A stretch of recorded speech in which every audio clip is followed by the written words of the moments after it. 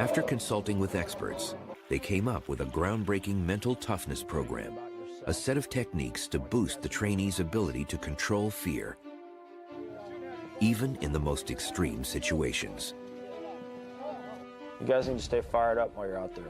The pain, the cold, and all that stuff, it's gonna eat away at you, but you got to keep going. The techniques that we're most interested in are what I call the big four: goal setting, mental rehearsal, self-talk, and arousal control. Scientists think goal setting works by assisting the frontal lobes. As the brain's supervisor, the frontal lobes are responsible for reasoning and planning.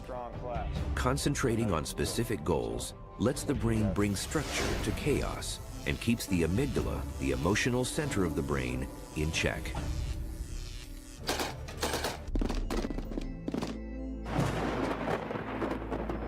I got up every morning and I said, I'm going to make it to breakfast. And then at breakfast I said, okay, I'm going to make it to lunch.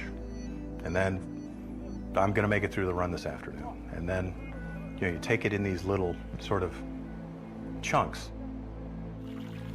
The second technique, mental rehearsal or visualization, is continually running through an activity in your mind. So when you try it for real, it comes more naturally.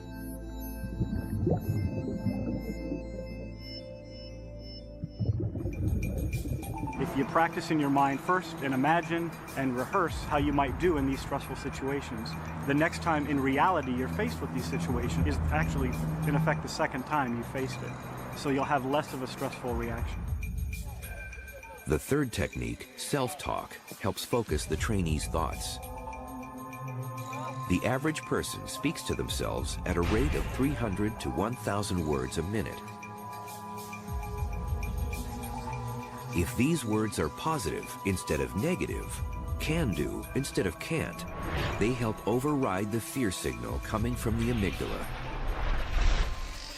The frontal lobes are always on, so it's very easy to think about something difficult, something bad, like I'm going to fail. What am I doing here? I didn't practice enough. What you're trying to do is you're trying to replace those bad thoughts with good thoughts.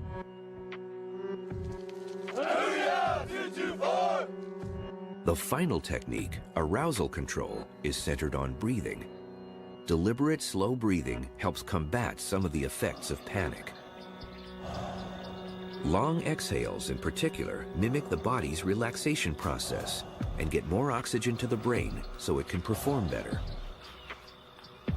Breathing is a great focusing strategy, but you can only do it so much because in a response to fear, your brain will get jacked up. On its own, arousal control wouldn't work. The amygdala sends out such a powerful signal, it's tough to suppress if we're still feeling fearful. But combining the four techniques made a big difference to the trainee SEAL's pass rate, increasing it from 1/4 to 1/3. The idea of pushing boundaries may not be new, but here is positive proof that you can train your brain, and now science knows how.